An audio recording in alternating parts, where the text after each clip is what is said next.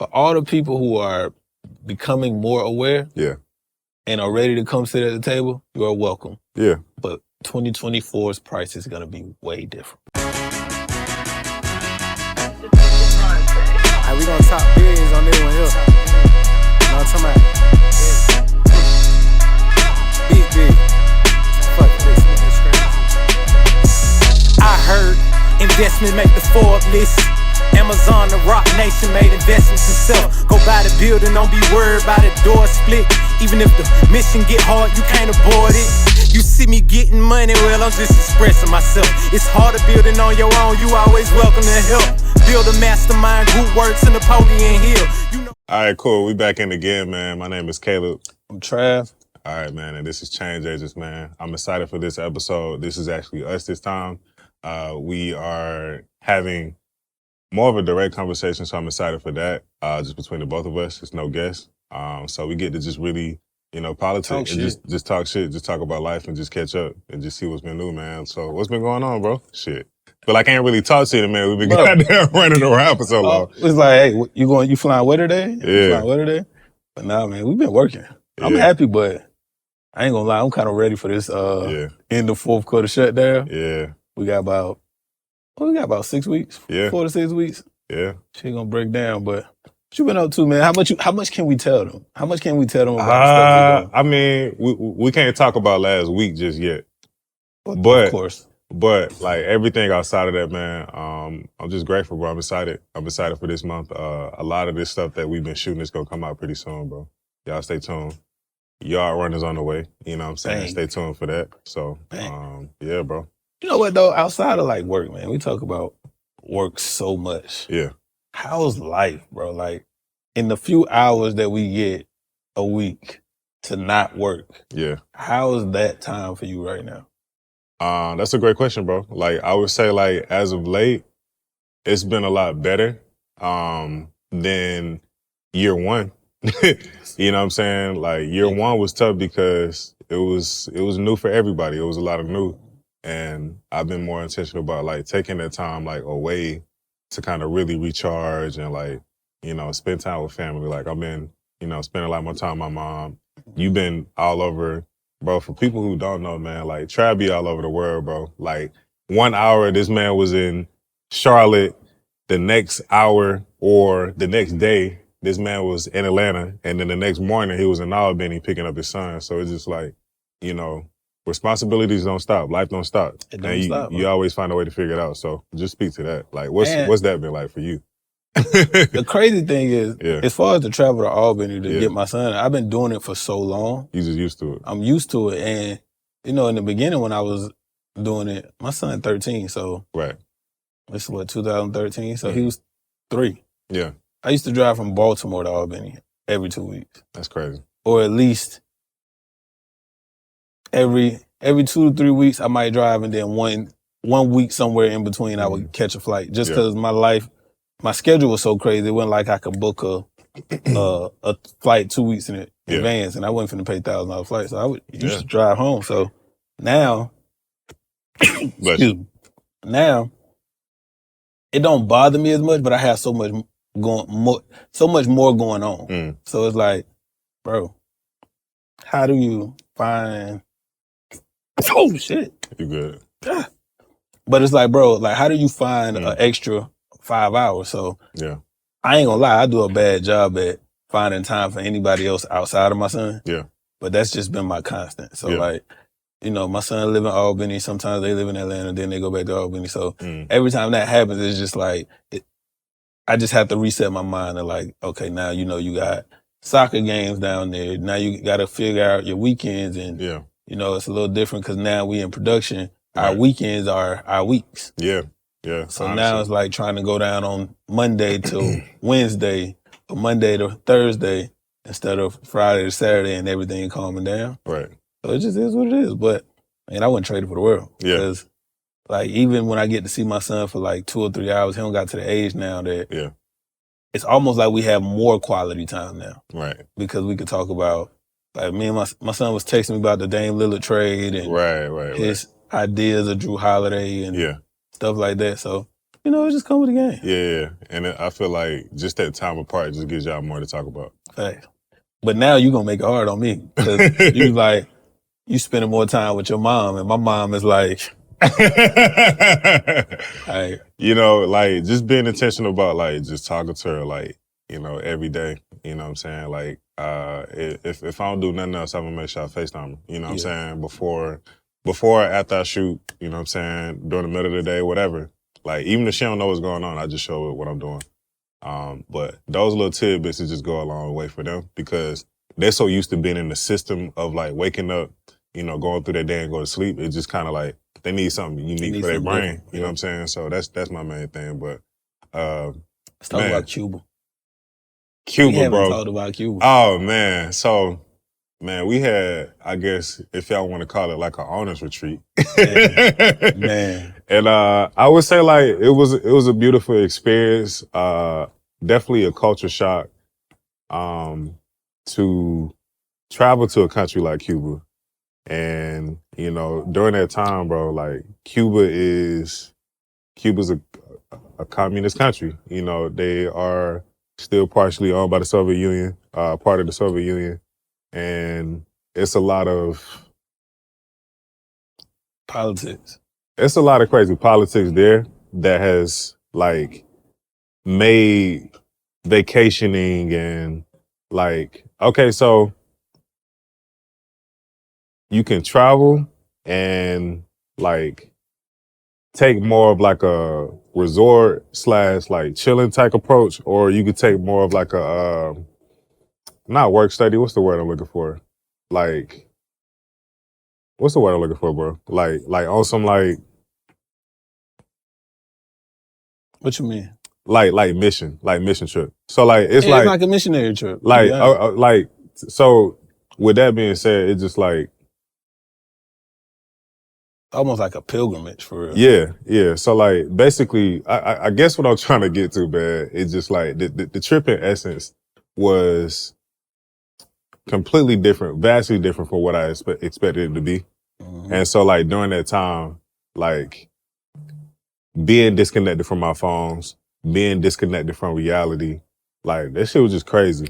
And from my experience again, like I was there for like 5 days and it was cool. I did get sick coming back from it because like again, like the access to resources is just so limited, bro. And it's just like, just seeing that in real time, it just like, it makes you appreciate like this and what we do so much more for people.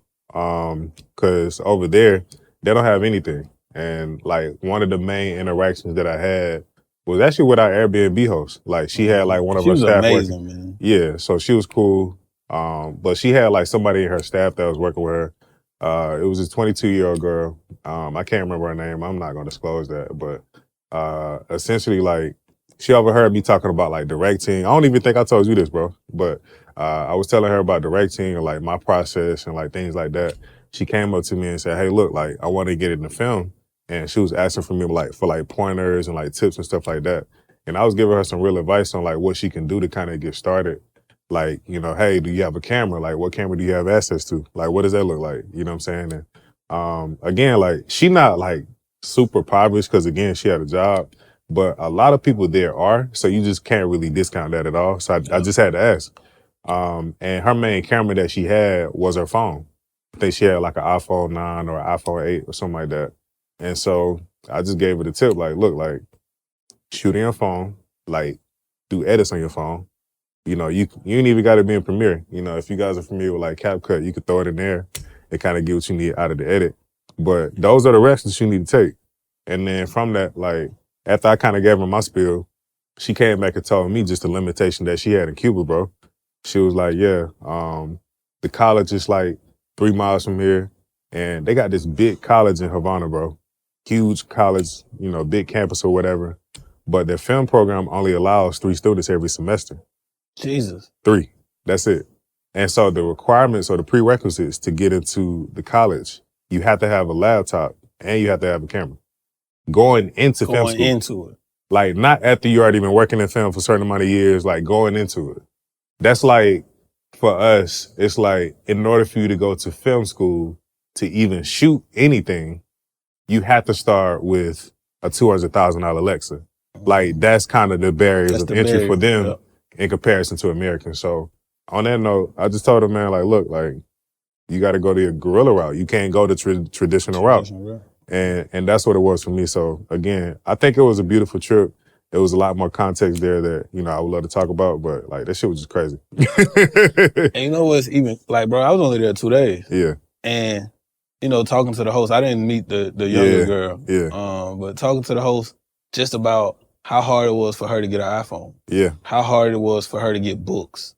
How hard it was for her to, like, and then for people who don't know, Cuba is still on the embargo list from the United States, which means nothing that our merchant services, for people who don't know, credit cards, PayPal, Cash App, anything that we use to transfer money from one point to the next, they can't use. So like, even when I was over there, I couldn't pull up my online banking. Yeah. I couldn't pull up Cash App. I couldn't do payroll. I couldn't do, once you run out of cash, you're done. Yeah, you're just done. It's just crazy. And so they, which is why it's still such a, as beautiful as it is, it's like beautiful pain, right? Yeah. But the reason why it's so desolate is because they don't have access to the American dollar in that way, which stifles how much tourism they get, which stifles how much money they get. And all of that is by design. You know what I'm saying? So, and it was refreshing because the Airbnb host knows that the United States has their stance against Cuba and that's costing them, but she wasn't like malicious or she wasn't bitter towards us. She just was like, she had like this attitude of, you know, it's hard to get stuff, but whatever I get, I'm gonna be appreciative of and I'm gonna make use of it. And so she's talking about like her friends. She called people that like now we're her friends and we are because like it was just that double experience. But for her to get certain things, people have to fly from the United States and bring them to her. Or we have to ship things. Like if I wanted to ship her Judge Gundy's book, Daughter of a Junkie, a True Love Story. If I wanted to ship her that book, I got to ship it to another country or like go through the carrier services like DHL that's allowed to go over there and tell them, hey, route this through another country and then send it to Cuba. And it was just, that's how hard it is for them to get anything. And we look at a camera, it's like, all right, we got a $3,000 camera. You got to work and get $3,000. And if you got any kind of job, any kind of discipline, you really could do that in a matter of a month or two. It might take that young girl a year to get a 10-year-old camera. Or more. And then got to get a laptop that got the updated operating system just to get in film school. So it was just real eye-opening what they have to do to get access to things and what they have to do to get access to America. So like the visa situation and all of that. And then that's not to include, guys, like one thing that we do take for granted is just access to the internet. Like they have no access to the internet. So like, you know, you're staying in clubs, like you still seeing Michael Jackson up. You know what I'm saying? You're not even seeing like Megan Thee Stallion or even Taylor Swift if you listen to that. Like, you know, it's just not updated at all. And that goes down to like transportation. Your standard car is, you know, a 50s. Our Uber was. Like a 1957 Chevy Bel Air. Like essentially like that's the average car. Not no tricked out one. One that they've been keeping on life support since 1957, essentially. Basically. And so like, and I think it's a beautiful thing there that I just want to unpack. It's just beautiful to see like a group of people willing to find a way. And being happy. Bro, I swear to God, the 4 days of there, we probably came in close proximity to 50 to 60 people. Those 50 or 60 people are happier than 50 to 60 people I know in the United States right now. And I think happiness is a choice. You know, being able to persevere is a choice. You know, just being out there and seeing, again, like, I really just want to, like, unpack this car, man, because it's just crazy because, like, you will see a steering wheel from, let's just say, a Toyota. You might see tires from, like, a Jeep. It's still the body of a 1957 Chevy Bel Air, but, like, they pulling parts from whatever they can pull from just to make shit shake. And they that's just a beautiful AC thing. hooked up. The AC dash is hooked up to a table fan that you would have like in an office. Yeah. And that's what connected to give them AC. Right. And it's like, bro, they just making a way. They just making a way, bro. It's crazy.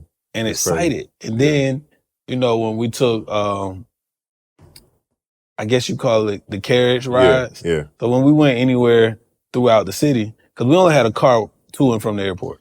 Right. So just to explain that. So imagine a kid on a bicycle and he has like a little 2-seater that he's pulling. That's what he's talking about. So you could literally pay this little taxi driver or buy taxi or whatever you want to call it to take you to and from destinations like within 10 blocks. Bro, so we to really hammer it home, just think if you gave a 15-year-old $10. Right. $10, we in the West End. Right. If we gave a 15-year-old $10 to drive us from the West End to Mercedes-Benz Stadium, and he had to pedal bike us there with our big asses. Right.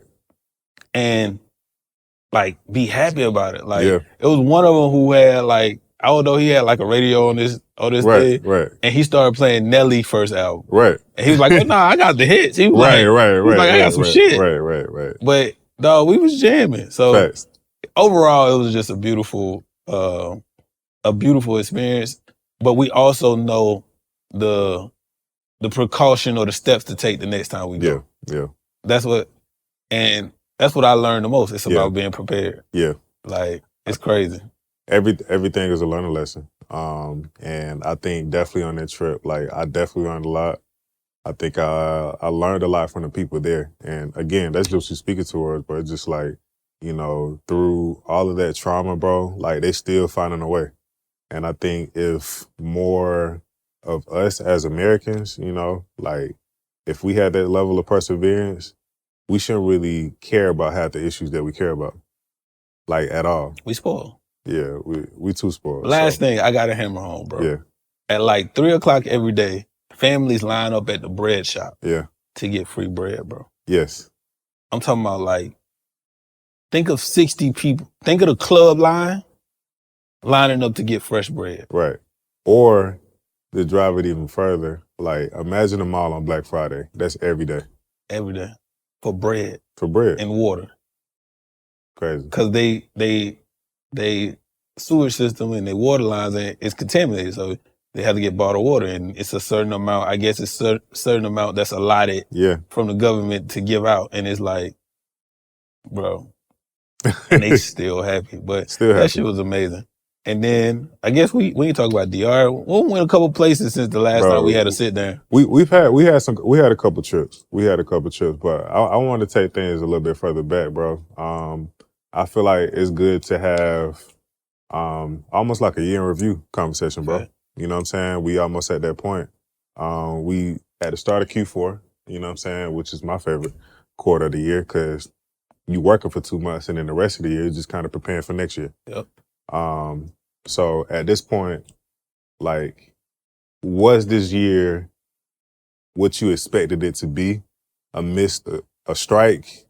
Not only a writer strike, an actor strike, everything else that's been going on. Like, was this what you expected it to be? For better, for worse? I'm not gonna lie. I think the goal, the money goals are always separate from just the overall goals. I think I personally and us collectively did more than we even expected. Like at the top of the year, I remember when we had the last sit down between us where it was either in December or first thing in January. Something like that, I think it was at the top of January. And our whole thing was let's have a year, bro. That was like our slogan. Yeah. Facts. And we had a year. Facts. We had a year and we still technically, you know, fourth quarter is where the big dogs come out. So, you know, we still got some leverage. We got some stuff on the way, man. October gonna be real scary for y'all. I'm gonna just say that. Like, it's gonna be real scary. The one thing I want to thank you for me personally, outside of, you know, the studio stuff is, bro, I got the chance to produce so much stuff this year. Facts. I got, like, you don't realize what you're growing into sometimes. Yeah.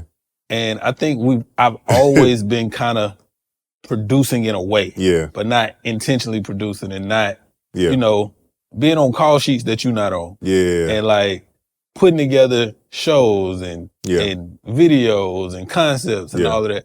And I thank you for that because one, just being able to study how you do things over the last 3 years. Yeah. And you bringing me on to certain things over the last 3 years. One, but I don't really take encouragement from people. Yeah. It's not my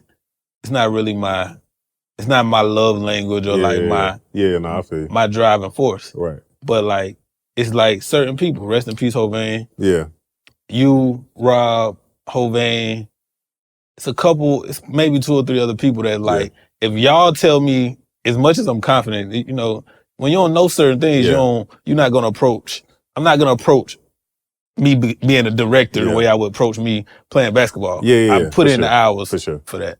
So certain people give you confidence in certain things, just make you feel like you can do 10x. Yeah. And so that's how I really feel. I feel like this year you really was like on me to produce more and to learn the systems of bringing ideas to life. And I got to do a whole lot of that, probably more than I wanted to. And it's crazy you say that, bro, because like honestly, that's where I was gonna take the conversation next. Because it's like, bro, like just seeing your growth from that first conversation we had at Steamhouse Lounge to now, bro, like where you just read, like you didn't know anything about production. Let's just be honest, nothing. Right? Like just like I don't know too much about management. I haven't managed the artist. You know what I'm saying? So like it's just 2 different worlds. So just seeing your transition into this space, bro, and like being able to take on like not only running a production space, but also producing your own shoots at the same time, like that's crazy, bro. You know what I'm saying? And the amount of time that you did it, like what, 2.5 years? 2.5 years. For real. Like a hard body, 2.5 years. That's crazy. I would really say 2 years because the first year we didn't. It was put just out all no studio. content. It was all studio. And so like once and again, everything is just all steps. So like once we had the foundation for the studio down pat, then we kind of added on layers. And bro, if we could do this in 2 years, bro, I'm scared to see what the next 3 years gonna look like. Man. Honestly. And you know I always got a chip on my shoulder.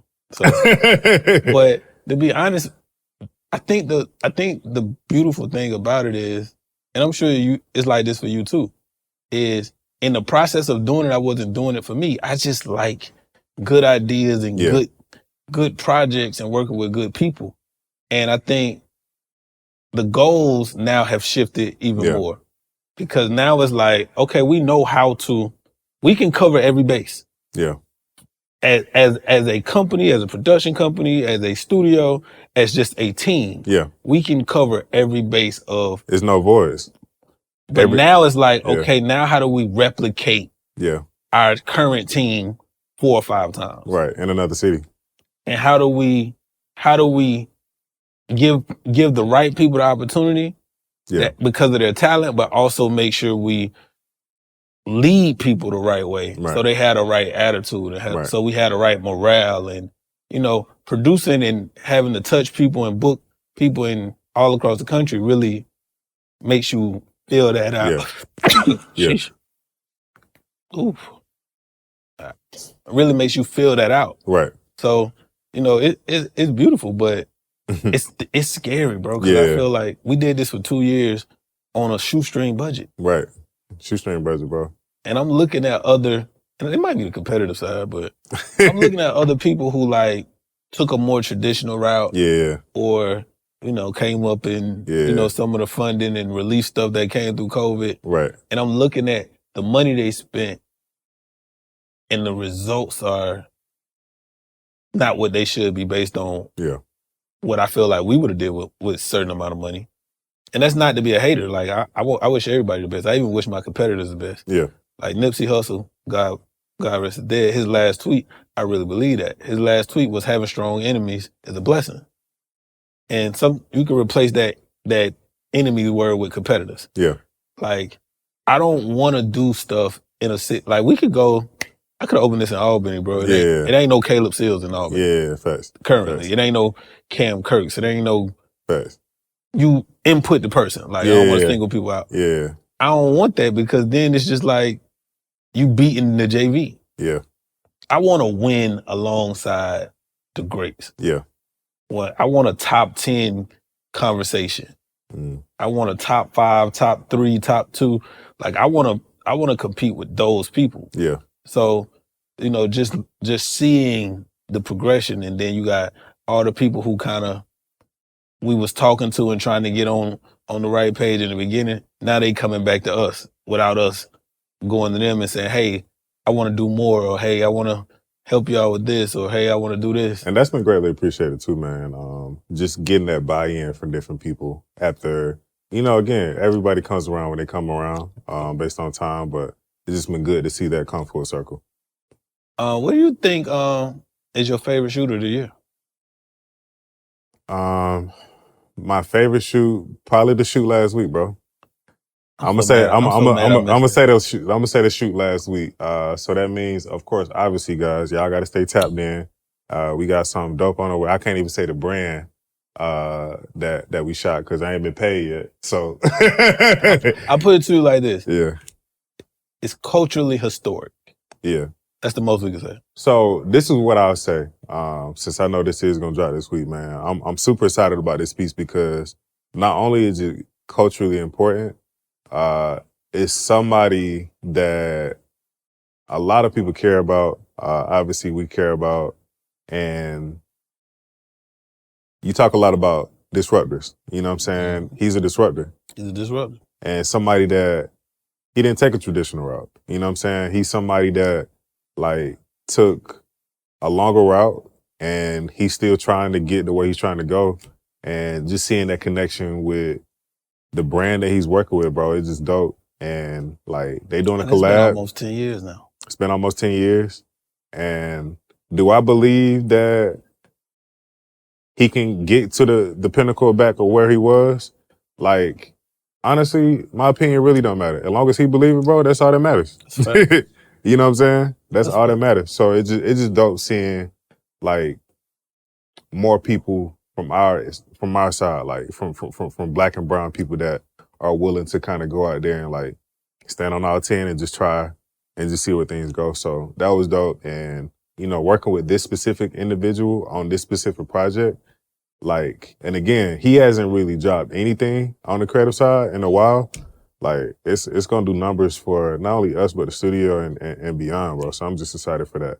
And the way that even came about, let me talk about that. That's my favorite part. Since I wasn't there to see the whole thing, just the way it came about. Let me talk about that. It's amazing. And this is one thing I just want to like talk about. Like, you know, preparation is everything. Because when your number called, it's gonna get called, bro.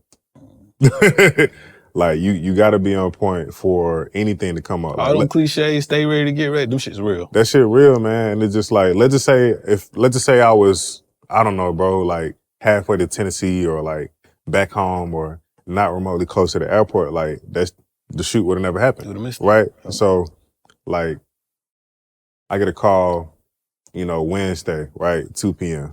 Like, and like, hey, you know, we got this shoot. We need you in LA tomorrow morning. It's already in the afternoon. So like I either got to take a red out and, you know, if I'm flying to the west, I can't fly out from the east in the morning because the earliest flight is what, like 8 a.m.? 8 a.m.? So that's 11 a.m. over there. So it's dead, right? So like I got to leave tonight. So I'm coordinating. I already got like my director of photography that I always work with, Sean Michael Craig, you know what I'm saying? Sean Michael Craig. You know what I'm saying? Shout out everybody else in open season as well, just for support and that community there. So that was just dope to just have like those resources in real time for whatever we needed. Like, cause if Sean wasn't able to go, I could always hit somebody else up through open season and be like, look, like I need a camera and I need you to meet me at the airport. You know what I'm saying? In 3 hours. In 3 hours. And they would have been able to do it. Yeah. And honestly, they would have been able to do it in less time. That's just kind of the relationship and rapport that we got there. But anyway, long story short, 2 p.m. call, 8 p.m. at the airport, bro. I'm meeting Sean at the airport. He's giving me a camera to kind of like pack and bring with me because he's checking 2 bags. And that'll be my 2 bags with his one and my actual, like, you know, actual luggage. So like flew to LA, shot all day Thursday. Came home Friday and we had what, like 3 or 4 shoots Friday too? Man, 4. 4? Yeah. And what's today? Monday? Again, this is all in real time. So Friday we had those 4 shoots. Saturday we had a plethora of shoots as well, like 5 or 6 shoots. 5 shoots. And then Sunday between 4 and 8 p.m. we had 6 shoots going on. 6 shoots. You know what I'm saying? Shout out God to is Keys. good. Shout out to Keys. Shout out to Michi. Yeah. So, but it's just dope, man, and those beautiful things. So, yeah. No, but I think I can say this. If not, we could have. You good, yeah. Shout out to Ashley, bro. Ashley probably got more shout outs than everybody on this show. To be honest, man, like, having somebody like Ashley, being able to collaborate with her in the way that we have over the past 3 years, bro, is just dope. I'm glad that fully worked out and will continue to work out over the next couple of years, honestly, bro. Like, somebody that's willing to kind of like call you and vouch for you in these larger rooms is everything, man. So like, relationships are key, and being able to stand on shit like when you need to and when they call you is everything too. And energy, man. Energy's everything. And Ashley ain't no pushover about a long shot. Right. I'm talking about a long shot. That's a pretty pit bull. Yeah. But even in Ashley just carries a energy of stern love. Right. Like, even with her team, like, you could tell from the top down how people feel about who they work for. Yeah. And that's always me self-checking, trying to make sure that I'm instilling that, or trying to do to the best of my ability to make people feel like even when things not going great, or even when there's a discrepancy that we have to address, it's still love, it's still laughs, it's still fun. Because you don't never want this shit to not be fun. When it ain't fun, there ain't no point in doing it. So I love that, but I also just like, I love whenever my dog is like the only name on the board. Yeah. And not in no selfish way. Yeah. Just like, I love when people who put the work in unselfishly. Yeah. And then now they just naturally get they like. They didn't have to fight or step on people or kick people back in to be the first call on the list. You know what I'm saying? Yeah, not fast. So, that whole thing was amazing. I was in New York producing something, and I'm just like, fuck. Yeah. I would have bought my own ticket. And what's crazy, we can't even speak on the production you was working on too. It's just like, we just got so much going on, man. And it's just, bro, like, I'm gonna be honest, like, I knew we would be here, bro. I always did. I never doubted that, but I didn't know it was gonna be this quick. I'll say that on record. I didn't know it was gonna be this quick. I didn't know that, like, bro, just the deals that we've been able to secure, the people that we've been able to work with, bro, like, not even the full span of like us being here, but just the past 6 months, But no self-promotion. No self-promotion for real. Like, you know what I'm saying? And don't get me wrong, it's gonna happen at some point. Yeah. But I think we've always cared more about the product and our personal reputations more than we've cared about marketing. Yeah. So for us to get here this fast without paying to play, is my favorite part about this whole journey. Yeah. Another thing I just want to highlight to talk about too, bro. Like, I got something for you. You know what I'm saying? You thought I came empty-handed. But I really just want to highlight you, bro. Like, and just talk about the fact that, like, you a content creator, but you don't shoot content. Fact. You know what I'm saying? So, like, you've created, I want to say 5 original shows between Culture and Clickbait, this show, Change Agents, The Greatest MC, Not a Real Podcast, and Muse. Yeah. So, out of the big 5, what's been your favorite to work on? I'm not even gonna lie. It's a 1, and then 2 is like, I ain't gonna lie, just straight up Muse, bro. Yeah. And let's talk about Muse a little bit. So Muse is this concept where we do a digital magazine, and it's me, Caleb, Sean Michael Craig. Sean Craig is the engine that drives the train. Yeah. I'm never gonna. It's impossible without him to me. Yeah. It's more possible with him without me than it is, you know what I'm saying? Nah, but I feel you. I came up with this concept where I wanted to honor and celebrate Black professional women. Yeah. And that's not to slight any other woman, but I feel like a lot of times in our culture, the professional people don't get the shine. Right.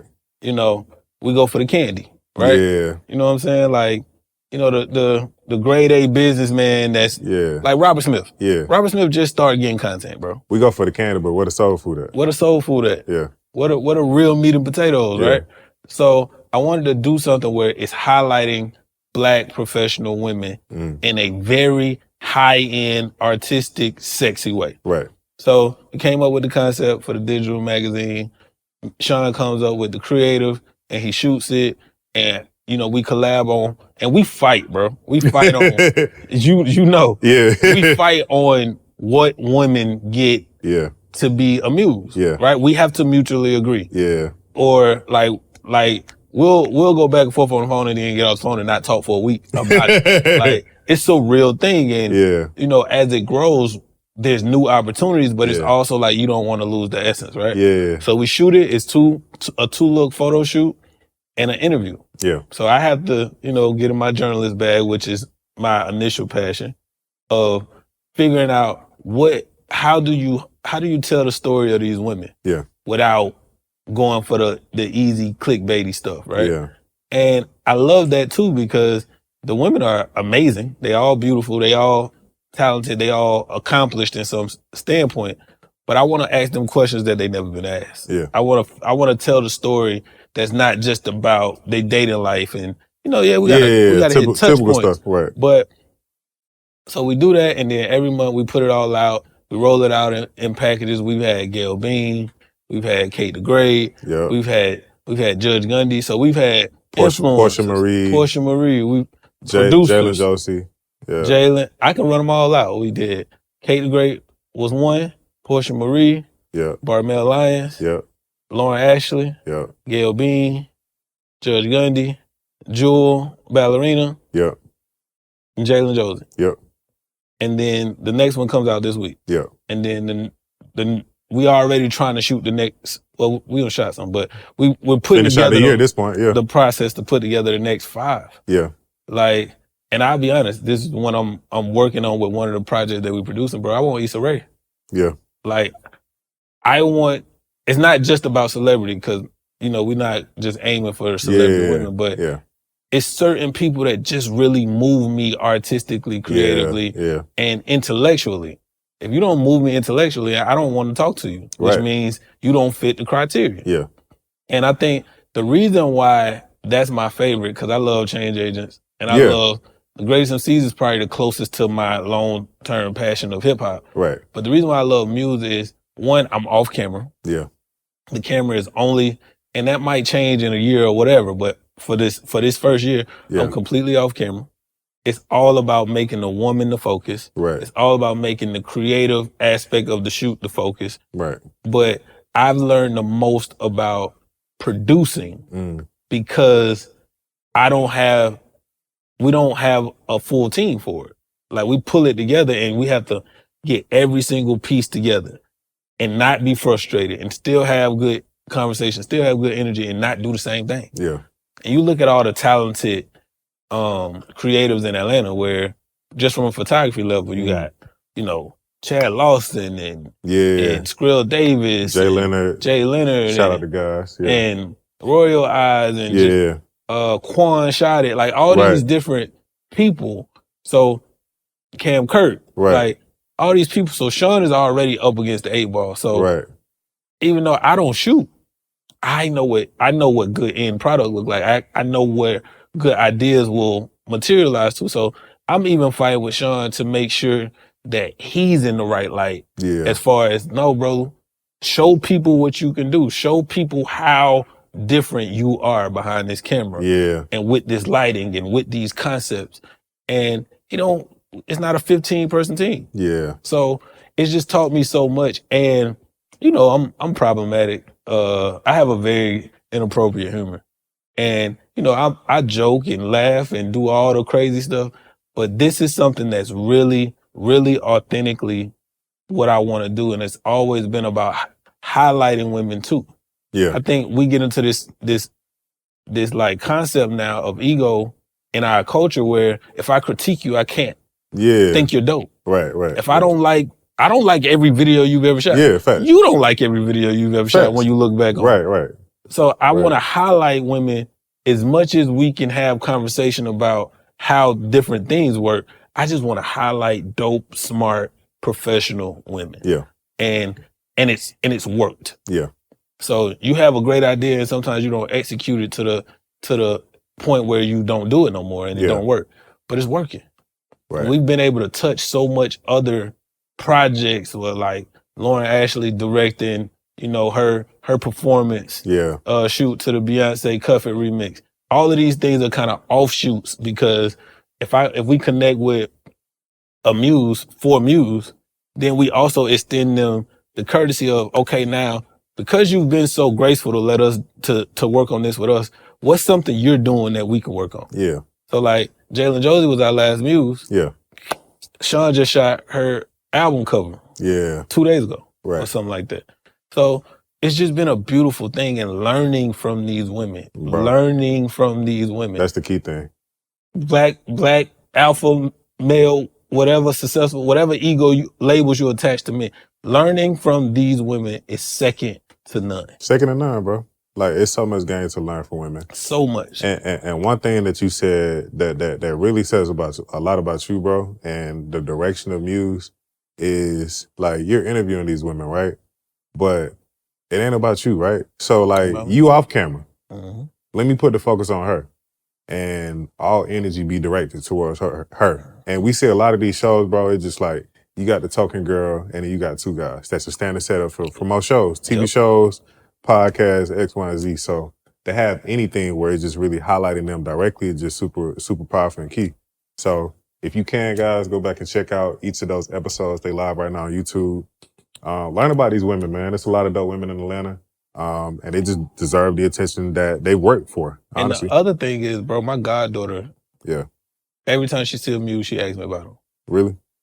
And that's like, and my goddaughter is really my daughter. Yeah. Right? My best friend passed, for people who don't know, my best friend passed in 2009. She was 2 years old. Yeah. I've been her father figure since. She'll be 17 in 2 weeks. Wow.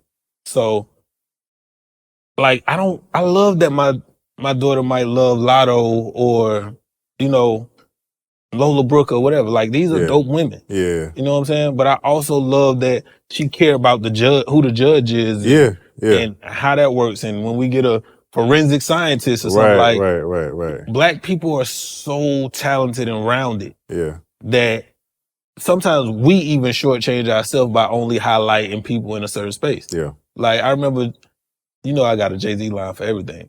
But Jay-Z got a line that says, all us blacks got is sports and entertainment until we even. Yeah. And now it's like, we're in an entertainment space.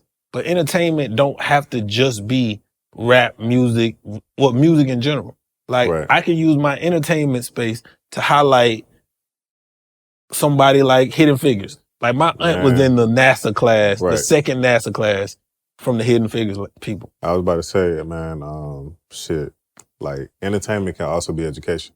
Facts. And it should be. It should be. It should be. Like, but we gotta be willing to be educated. Yeah.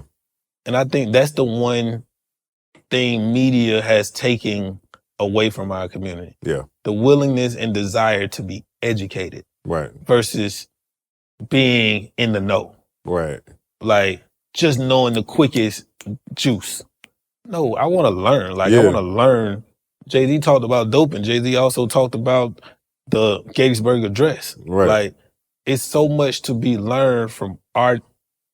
Art is supposed to be the vehicle where you can have fun learning. Yeah. That's essentially the foundation for it. Yeah. And that's what I want to do. And I want to act up too. Like, you know what I'm saying? I get in my TD Jakes bag and it get real. But man, that's real. But I just love that, and I love that people have fought me to be on camera. Yeah. And I might do it if it's better for it after year one. Yeah. But I knew for the first year, cause it's like people, like you go to these events and, you see, Ari. Right. Let me get a picture. Right. People just want to stand next to the hot. Yeah. Right. I didn't want this to be me trying to stand next to the hot. Yeah. Let's just put all the shine on these beautiful women and none of them look alike. Right. Like, look how many shades of beautiful black women can be. Yeah. And then not only just from like their physical attributes, right? But also like the mental, the spiritual, the work that they do. And it don't even necessarily mean like, you know, actual labor. It's just like the leadership that they bring. Discipline, bro. Like the discipline that when they lock in on goals. Like I learned the most about discipline from women, bro. You know what I'm saying? Being able to save X amount of money, invest.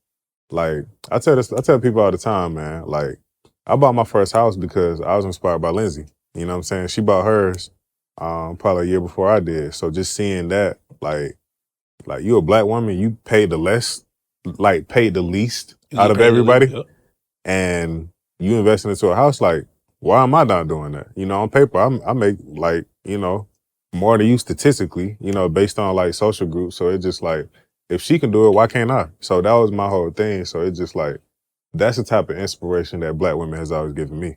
And that's the type, like, don't get me wrong, dog. I love fat ass.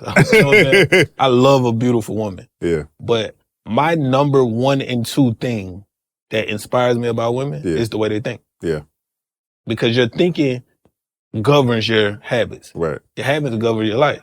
So like seeing a woman have a vision for something that's, whether it's unique or not, because being a doctor or a nurse or a lawyer not unique. Right. But just having a vision for something that requires you to be sharp in thinking. Bro. And sharp in what you give up, what you sacrifice, what you discipline another to do. Like Lindsay had, if you buy a house, you got to at least be disciplined for the 3 months to closing. Right. If you don't do nothing else. If you don't do nothing else. So just looking at that and being inspired by that and trying to find ways to just show dope. Yeah. How do we show dope? Right. And, you know, Muse gives me the best outlet to do that. And it's something that if, God forbid, all of this go away, I would still want to do that. Yeah. I would still want to try to figure that out. And then, you know, the only thing that's like really probably something I would change about Muse is I probably would shoot them even more and find ways to highlight more women per month. Yeah. That makes sense. Yeah. Cause like, you know, we get a lot of, you see it. Yeah. You get a lot of women now, like, when I'm gonna get mine? Right. And it's like, they asking, bro. It's like, I'm not saying you're not dope. I'm just saying like, right now, it might not fit. Yeah, not the first 12. Yeah, like not the inaugural class. Yeah, like, you know, you can't be in the first yard runners class. Yeah, you know what I'm saying? You can't be a founder. Hey, man, but you know what I'm saying? That's my favorite one. But nah, that's dope, bro. That's dope. Last question and we'll move on. But what's been your put you on the spot, bro. Uh-oh. Put you on the spot. Ladies, you know what I'm saying? Don't get mad at them. This is me asking the question. I'll take the blame on the ladies against me. I just had this great, you know what I'm saying? This great run of getting on their good side. Fuck it, run. What's your favorite Muse, bro? My favorite Muse project or my favorite person that was a Muse? Your favorite Muse project. Thank you.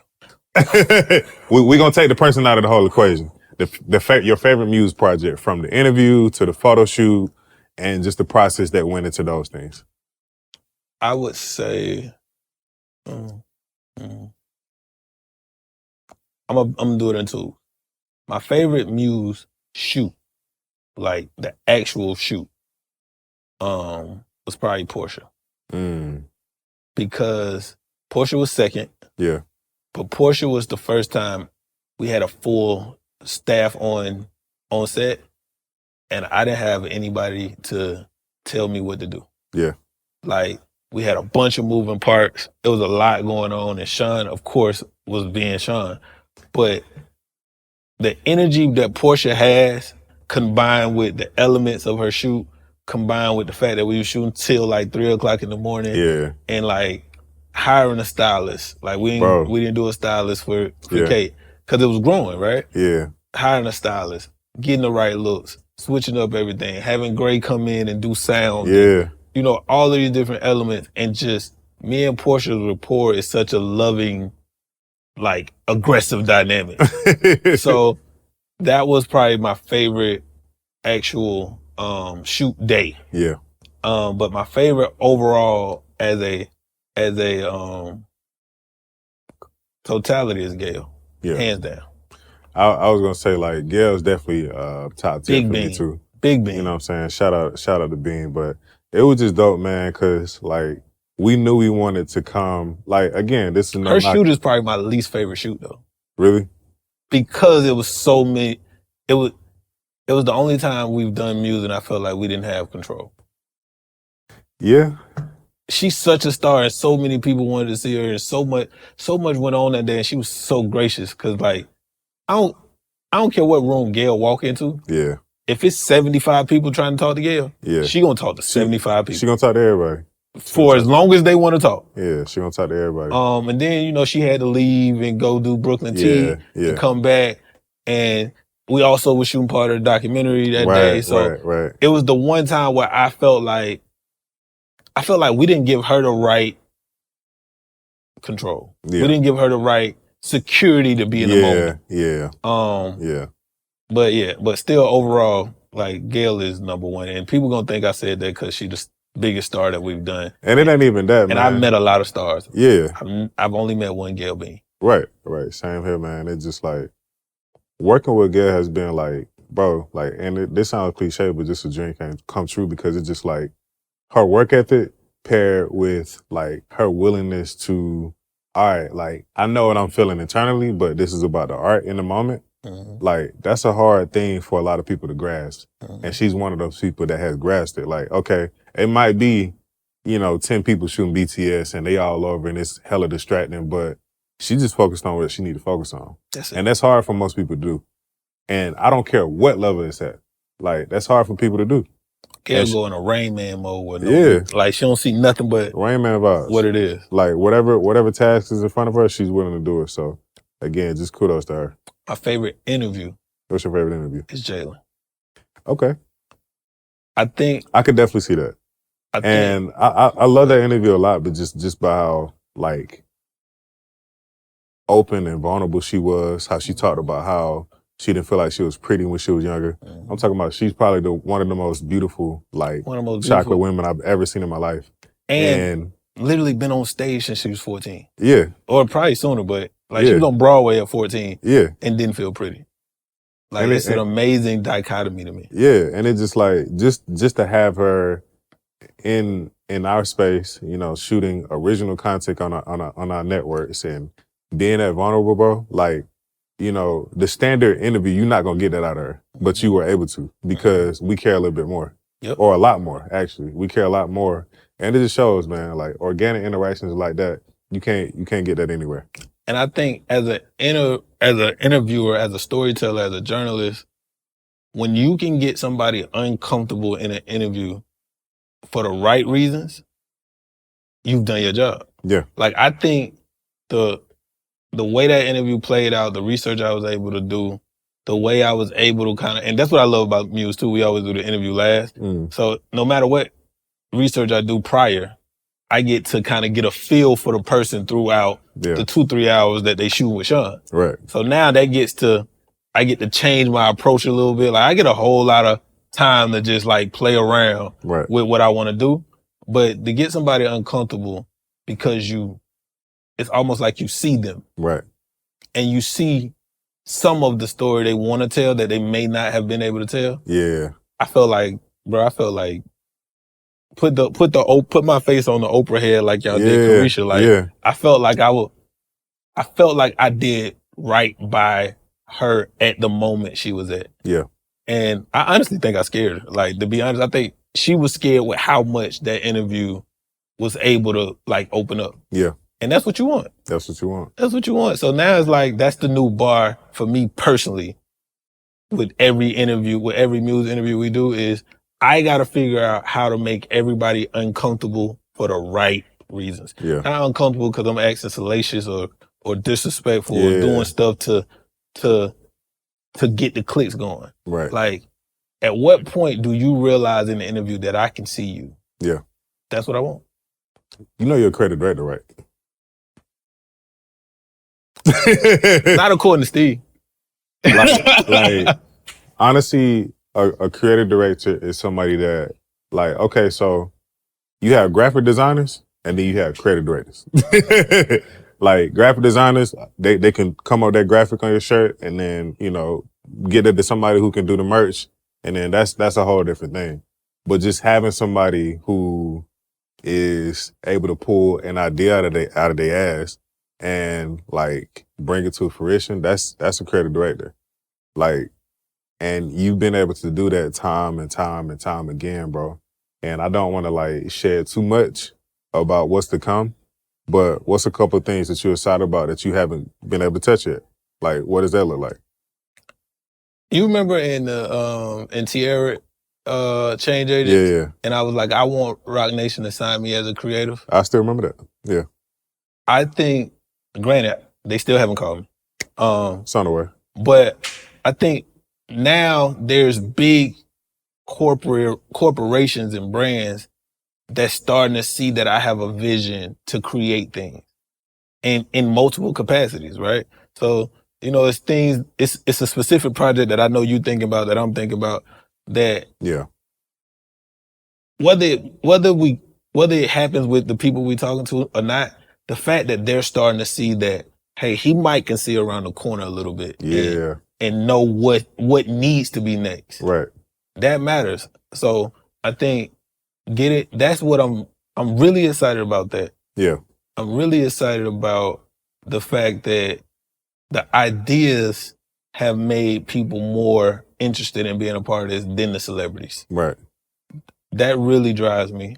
And honestly, bro, like, I want us, me and you, to be able to make enough off of these ideas to, one, not compromise on them, and two, not have to do the other stuff we do. Right. Because I think that gives us the leverage to really take on the bigger projects that may have seemed out of reach. Right. Because we didn't have enough time to build it out. Like, I was talking to Sean last night. Well, we all was talking to Sean last night. And Sean was like how much he really want to shoot movies. Like how he just want to shoot movies. And, you know, I know you want to shoot movies. And the things that y'all can do in that space, I can't do. But being able to be an asset to y'all in a real way now is probably the best thing I've done since I was a kid. Like, I pride myself on being a producer from the standpoint of idea and execution and developing to that, to where if Lionsgate call you, you calling me to work, not calling me to share it as a friend. And I'd be just as happy for you when it's not. But it's like, I'm excited that I'm being able to learn enough to where the ideas meet the execution, to where it's an asset to everybody. Right. Nah, that's big. That's real. Damn, bro. Got him. I got him. Nah, you ain't got me yet. What's I know we can't talk about that specific show, but tell you what, I got another question. Uh-oh.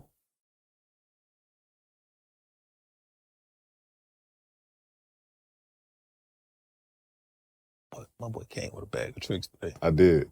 Let me see if I can get it. What's outside of Muse, like,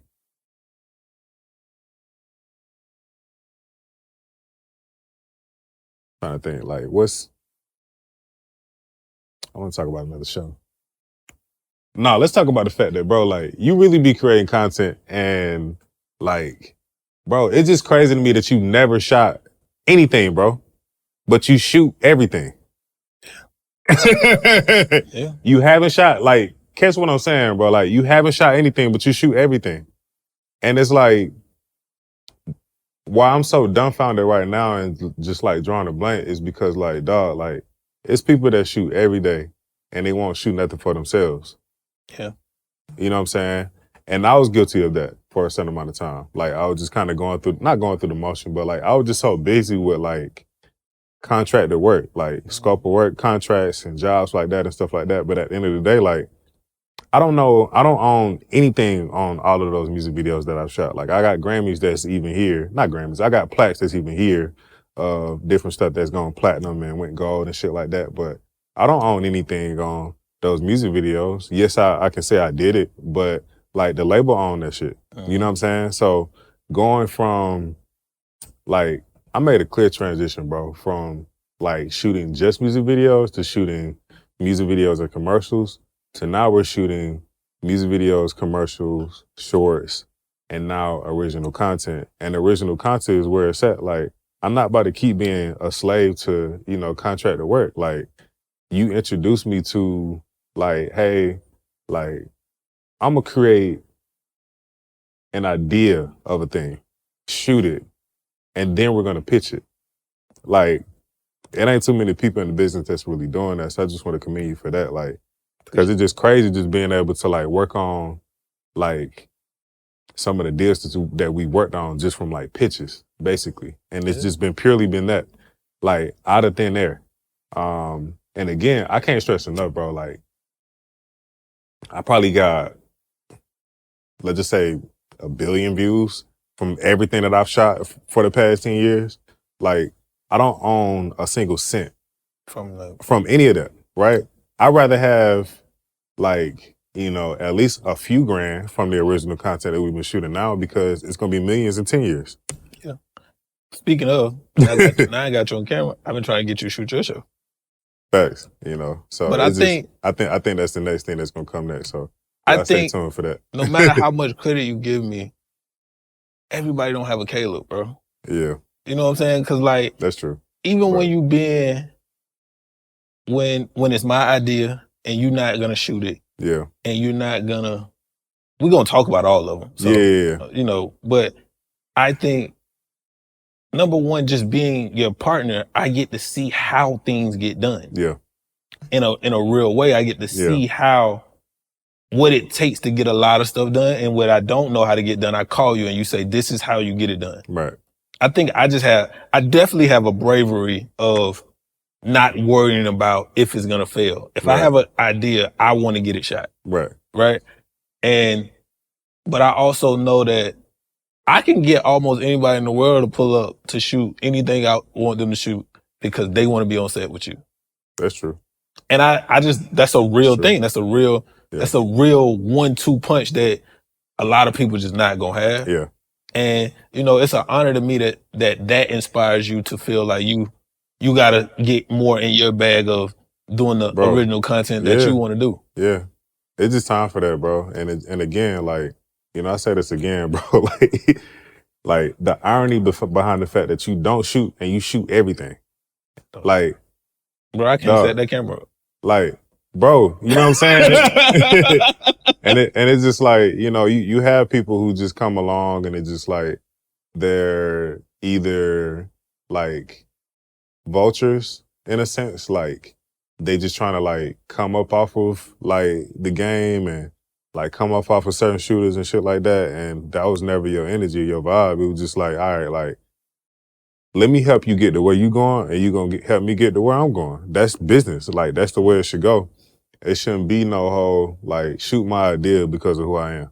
Okay.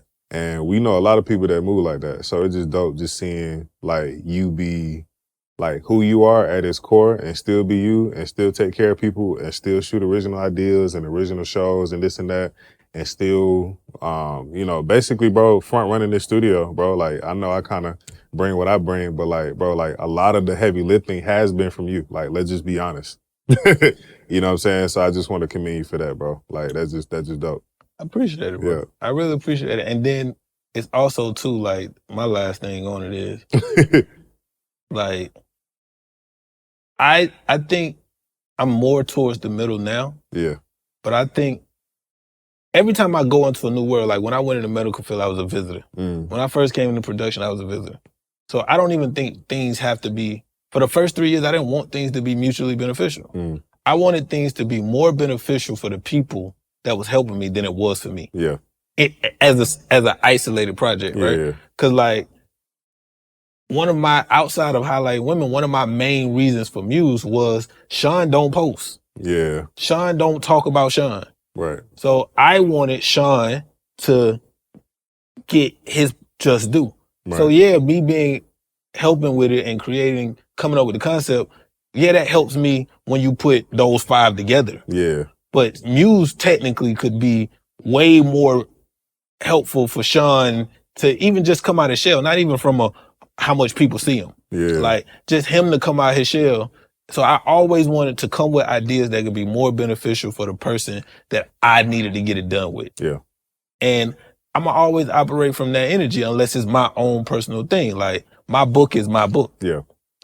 And the people that help me with whatever I do with that, that's the one thing that is like, no, I'm supposed to win the most off of this, and I appreciate everybody who helped me win. Yeah. Everything else is like, how can we help the people who are not getting the help or they're not getting the attention or just don't feel confident enough to jump off the ledge with the dope idea that they sitting on. Yeah. And that's how I always approach it. And I'm never going to feel like, well, I'm Travis, you should do this. What's been your favorite project that you've created directed? You be honest? And I'm going to tell you mine after you say yours. To be honest? Yeah. Out of everything, probably the Beware videos. To be honest. Shout out Cantrell. Shout out to Cantrell, but you know how I feel about Muhammad Ali. Yeah. All the stuff, I don't think we do half of the stuff that I've led the charge on. If I didn't see an elaborate idea get done the way it got done, I wouldn't have had the confidence to go do everything else. Yeah. And that don't get done without you. Yeah. So that's probably the favorite. And then the second favorite outside of Muse has probably been Ish and Cody. Because they Shout out Ish and Cody, man. Like, bro, like you groomed Ish and Cody to be media ready. In such a short amount of time, bro. Because they were stars already. They just went media ready. For the people who don't know that watch that podcast, man, they shot, 10 episodes? They didn't come out? Yeah. 10 full hours. Because it wasn't... 10 weeks. Because it wasn't ready? Yeah. Like on some, you know what I'm saying? Shout out Deion Sanders at Colorado. He was not putting in, I can't remember his name, I bet, but he was not putting in number one until he wasn't ready. Yep. Yep. And he only had to put him in this last game because his son was hurt shallow, so... Like, man, if you ain't ready, you just ain't ready. And he not gonna put you out there to embarrass you. Yep. Like, people think we just be doing it just because, like, we want to do it, but like, it's a method to the madness. And to be clear, them 10 episodes cost. Yeah. Like, it wasn't free. Like, he had to pay. He don't shoot. Like he just said, he don't know how to set up a tripod. He had to pay people to kind of get that shit set up. So it's just like, the investment, bro, is just crazy. But my personal favorite project that you've done, what you think it is? You probably don't even think about it as a project that you created directed, but it is. What is it? Just Gundy. How? So the conversation that was hosted between Judge Gundy and Killer Mike. Oh, okay. Yeah. That was narrated or hosted by our old mayor, Kasim Reed. Bro, like that's a creative direction. Like cred, bro. Cause like that's an idea that came out of your brain first, right? Yeah. And then I came in and, obviously shot it with the rest of the HBUC team and stuff like that. But like, bro, like, that's all you. Like, without your initial thought, like that conversation doesn't happen, period. Fact. Yeah. So it's dope. I don't think that one's sunk into me yet. Bro, that's creative direction, bro. Yeah. You curated a real conversation around mental health, and it would have been dope to tie in, shout out Archie with Brain Love, his new brand. Yep, shout out to Archie. You know what I'm saying? Congrats on the brand, my boy. Still waiting on our pack. Pack's on the way, you know what I'm saying? But like, it would have been dope to tie in his stuff in that into like, dealing with addicts and mental health and just wellness for Black people, bro. But like, you know, having like an hour and a half conversation between those 3 individuals was just like huge. So again, like we still getting the residual effects of that conversation in the community. So just seeing that, bro, was just dope. And again, like the sky's the limit for the next, bro, 5 years. Cause again, like 2022, we had, help me out, bro. 21 Savage, Stacey Abrams, Charlemagne, Francis Johnson, all in the studio at the same time for a conversation. So we go from that to curating another conversation with Kasem Reed, Killer Mike, and a Black female judge, and Tierney Gundy. Like, that's huge, bro. And Tyrese was like bounce around the room and of all people, bro, like the whole time. Like not even like not that he probably was invited by somebody from like from the guest or the talent side, but he wasn't even invited by us. So just seeing somebody like that just naturally flow or organically flow through an event is just huge. Yeah, that was crazy. And that just goes to show what we laughed so much the future will look like, bro. We did have a great night. But again, bro, I just want to commend you for that. Like, love what you're doing. I'm excited to see what we do for the next year, bro. It's just gonna be up. Hey, I'm gonna say this. If we can close out on this. For all the people, it's love. Yeah. It's love first and foremost. For all the people who are becoming more aware. Yeah. And are ready to come sit at the table, you are welcome. Yeah. But 2024's price is gonna be way different. It's gonna be way different, man. It's gonna be way different. Cause like honestly, better catch me up with these tax write-offs. to be honest, like we cool, we cordial, but like, bro, we've been in the trenches for like 3 years. Trenches, dog. Like trenches, like been in the gym, whatever you want to call it, whatever metaphor you want to use, we've been there. Yeah. And we've been doing that for a certain amount of time, man. And like for anybody to come into the situation that wasn't a part of our initial like foundation of this, like you gotta come correct. And like don't have us in our meeting for 3-4 hours either. Like it gotta make sense in a short amount of time. Hey dog. Come with your notes ready. What that was, Gary? No, 19 keys. I had posted that today. The one that was like 10 Oh, minutes. that one too. Gary. Like stop making 12-minute meetings an hour. Yeah, dog. Like come with your notes, come prepared, explain what you want to explain, tell me the budget, and let's move on. And let's get to it. We can do 4 meetings in the 1 hour that you're trying to get, you know what I'm saying, 48 minutes, 4 meetings, 12-minute meetings. And we could put the resources. If we have a 15-minute meeting, half of the resources you need for whatever come from that meeting, we can have situated before that hour is over. Right. If we just come to the plate and get it done, man. But I'm excited, bro. Yeah, man. I'm excited. And thank you. Thank you. Yeah, bro. No doubt, no doubt. But I guess, man, we're going to wrap up from here. Again, you know, this is Change Agents. My name is Caleb. I'm Trav. You know what I'm saying? And please be sure to check out the rest of the YouTube. Be sure to check out for more content from Muse. Obviously, Change Agents, Not a Real Podcast. And all our other shows, man. Check us out. And remember, to be a change agent, you got to be 2 things. You got to be inspired and you got to be aware. Go change something. We out. We out.